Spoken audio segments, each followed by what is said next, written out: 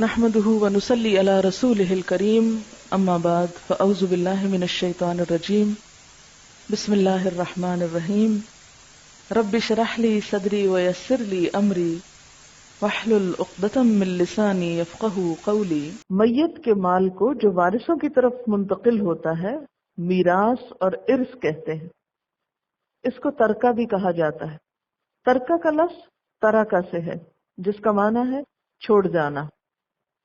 مال متروکہ کا کیا معنی ہے کہ ایک شخص جو خود مر گیا اور اپنے پیچھے مال چھوڑ گیا، چھوڑا ہوا مال۔ مال متروکہ کا معنی چھوڑا ہوا مال، یعنی مرنے کے بعد دنیا میں چھوڑا ہوا۔ وراثت کی تقسیم کے علم کو اسلام میں علم الفرائض اور علم المیراث کہا جاتا ہے، یعنی یہ علم جاننا بھی ضروری ہے اور فرض کی حد تک ضروری ہے۔ آپ صلی اللہ علیہ وسلم نے فرمایا، علم الفرائض اور قرآن خود سیکھو اور اوروں کو سکھلاؤ، اس لیے کہ میں وفات پانے والا ہوں۔ یعنی اس علم کا درجہ کس کے برابر رکھا؟ قرآن کے سیکھنے اور سکھانے کے برابر۔ آپ صلی اللہ علیہ وسلم نے فرمایا، علم تین ہیں، ان کے سوا جو کچھ ہے وہ زائد ہے۔ نمبر 1 آیات محکمات کا علم، نمبر 2 سنت قائمہ، اور نمبر 3 انصاف کے ساتھ ورثے کی تقسیم۔ اس سے یہ بھی اندازہ ہوتا ہے کہ اسلام میں محض اخلاقیات پر ہی زور نہیں، صرف یہ نہیں کہا نماز پڑھو، اچھی طرح بات کرو، بلکہ اس کے ساتھ ساتھ حقوق کی ادائیگی پر بھی بہت زور دیا گیا۔ تو گویا علم المیراث یا علم الفرائض کا سیکھنا فرض کفایہ ہے۔ اگر مسلمانوں کے کسی گروہ میں چند لوگ اس علم کی تفصیلات سیکھ لیتے ہیں تو باقی بھی گناہگار نہیں ہوں گے، باقیوں کی ذمہ داری بھی پوری ہو جائے گی، اور اگر کوئی نہیں سیکھتا تو سب اجتماعی طور پر گناہگار ہوں گے۔ اس لیے کچھ لوگوں کو اس کا ماہر بہرحال ہونا چاہیے۔ تیسری بات یہ کہ میراث میں صرف مردوں کا حصہ نہیں ہوتا، خواتین بھی اس کی حقدار ہوتی ہیں۔ چوتھی بات یہ کہ کتاب و سنت میں جن وارثوں کے حصے مقرر کر دیے گئے ہیں ان کو ذوی الفروض کہتے ہیں۔ ذوی الفروض کی ادائیگی کے بعد جو حصے بچ جاتے ہیں وہ اسبہ کو ملتے ہیں، عین صاد بے ہے۔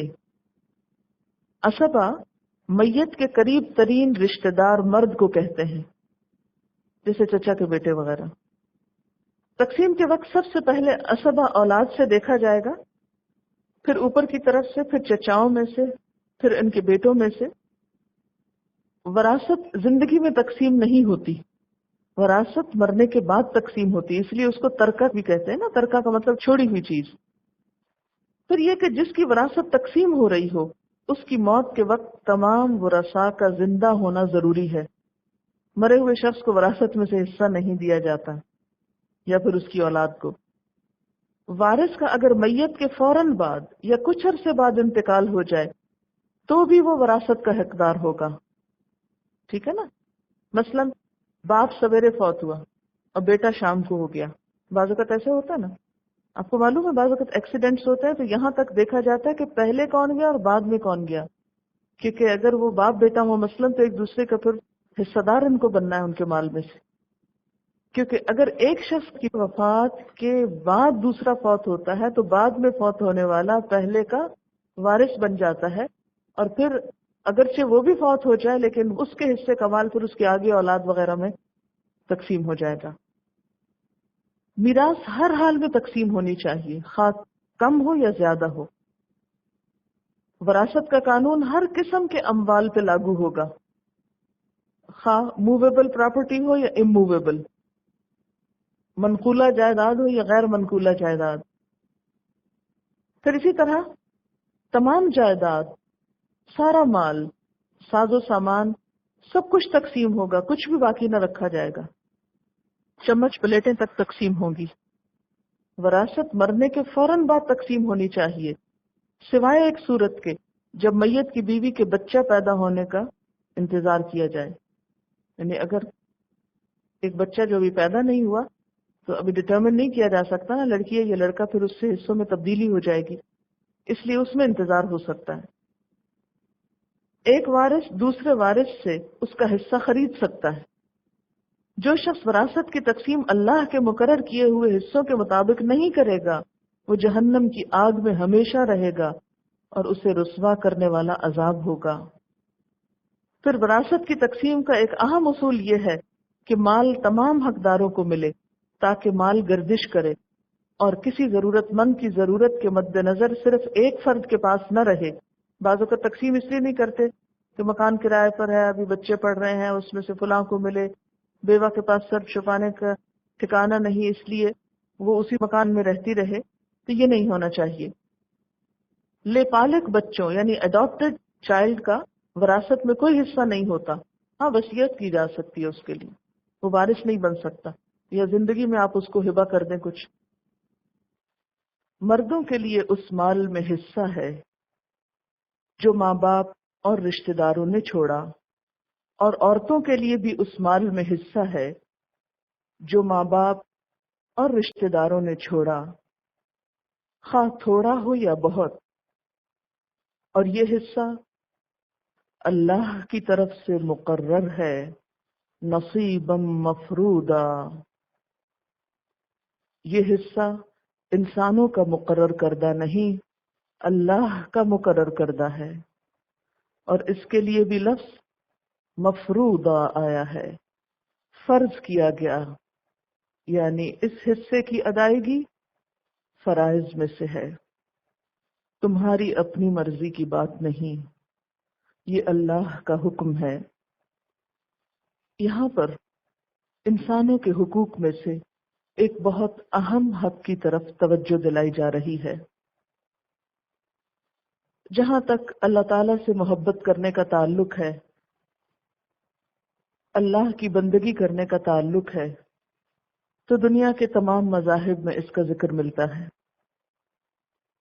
انسانوں کے ساتھ اچھا سلوک کرو، اس کی تعلیم بھی سب دیتے ہیں، لیکن وہ اچھا سلوک کس طرح کرو، انسانوں کے حقوق کیا ہیں، کس کا حق کتنا ہے، اس کی تفصیلات نہیں ملتی۔ لیکن اسلام اس لحاظ سے دیگر مذاہب اور ادیان سے ممتاز ہے کہ اس میں حقوق العباد کی ادائیگی، اور اس میں خاص طور پر مال متروک یعنی وراثت کے حق کی ادائیگی، اس کی تاکید اللہ تعالیٰ نے خود فرمائی۔ اس معاملے میں نہ تو حضور صلی اللہ علیہ وسلم کو اختیار دیا گیا اور نہ ہی امت کے کسی اور فرد کو، بلکہ یہ میزان اللہ تعالیٰ نے اپنے ہاتھ میں رکھی اور ہر ایک کے حصے خود مقرر کر دیے، اور پھر نہ صرف یہ کہ حصے مقرر کیے بلکہ ان کی ادائیگی پر بھی زور دیا، اور یہ کہہ کر کہ نصیبا مفروضا، یہ ایک حصہ ہے جو فرض کیا گیا ہے، طے شدہ ہے۔ اس معاملے میں یہ یاد رکھیے کہ اگر کوئی شخص دنیا میں کسی انسان کے حق کی ادائیگی میں کوتاہی کرتا ہے، غفلت برتتا ہے، یا اس کو ادا نہیں کرتا، یا اللہ تعالیٰ کی اس تقسیم کو درست نہیں سمجھتا، یا اس تقسیم کے مطابق فیصلہ نہیں کرتا، یا اس فیصلے پر راضی نہیں ہوتا، تو اس کی جواب دہی اسے قیامت کے دن کرنا ہوگی، اور وہاں پر ادائیگی کس چیز سے ہوگی؟ انسان کے اعمال سے۔ اسی لیے ہم دیکھتے ہیں کہ نبی صلی اللہ علیہ وسلم نے فرمایا، صحیح مسلم کی روایت ہے، لَتُؤَدُّنَّ الْحُقُوقَ إِلَىٰ أَهْلِهَا يَوْمَ الْقِيَامَةِ حَتَّى يُقَادَ لِلشَّاةِ الْجَلْجَاءِ مِنَ الشَّاةِ الْقَرْنَاءِ۔ قیامت کے دن حقداروں کے حقوق ضرور ادا کیے جائیں گے، یہاں تک کہ بے سینگ دار بکری کا سینگ دار بکری سے قصاص لیا جائے گا۔ یعنی نہ صرف یہ کہ انسانوں کے حقوق بلکہ جانوروں کے حقوق کی ادائیگی بھی ہوگی، اور اس معاملے میں جب تک حقدار اپنا حق معاف نہ کرے، کسی دوسرے کو حق معاف کرنے کا اختیار نہ ہوگا۔ یہ قرآن پاک کا مشکل ترین ٹاپک ہے، اور ان کاموں میں سے جس کی ادائیگی سے ہمارا معاشرہ غافل ہے۔ اکثر گھروں میں رشتہ داروں میں قطع تعلق کی ماں اور بیٹے، بہن بھائیوں کے درمیان ہمیشہ کے لیے رشتہ داریوں کا کٹ جانا ان حقوق کی ادائیگی نہ کرنے کی وجہ سے، آپ دیکھیں کہ بہت سے لوگ ایسے ہیں کہ آپس میں ان کی بول چال بند ہے، اس لیے کہ ورثے کی تقسیم نہیں ہوئی، یا ہوئی تو غلط ہوئی، حقدار کو حق نہیں ملا۔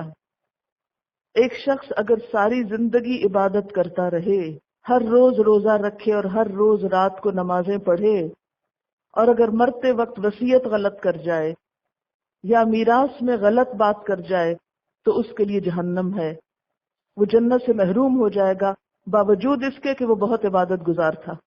تو یہ کوئی معمولی ٹاپک نہیں ہے۔ بڑے بڑے نیک لوگوں اور متقی اور پرہیزگار لوگوں کی ساری پرہیزگاری خاک میں مل جائے گی اگر انہوں نے ان فرائض کو ادا نہ کیا۔ اس لیے اس ٹاپک کو بہت اچھی طرح سمجھنے کی بھی ضرورت ہے۔ اس علم کو اللہ تعالیٰ نے علم الفرائض قرار دیا ہے، تو یہ معمولی علم نہیں ہے، اس لیے اس کا یکسوئی سے سمجھنا بہت ضروری ہے اس کی اہمیت کے پیش نظر۔ یعنی اس حق میں کوتاہی کی وجہ سے دنیا بھی جہنم بنتی ہے اور آخرت بھی جہنم بنتی ہے، اور ہمارے معاشرے کے اندر اس سے غفلت بہت عام ہے، اس کی طرف توجہ ہی نہیں۔ ایک فوت ہو جاتا ہے، مال چھوڑ جاتا ہے، تقسیم نہیں ہوتا، وارثوں میں سے کوئی اور فوت ہو جاتا ہے، پھر تقسیم نہیں ہوتا، اس کے وارثوں میں پھر کوئی اور فوت ہو جاتا ہے، تقسیم نہیں ہوتا، اور معاملات الجھتے جاتے ہیں حتیٰ کہ آپس کے جھگڑے فساد کے ساتھ دنیا سے رخصت ہو جاتے ہیں اور اپنی آخرت بھی بگاڑتے ہیں۔ تو اسلام کا قانون میراث اللہ تعالیٰ نے ہمیں دیا ہے۔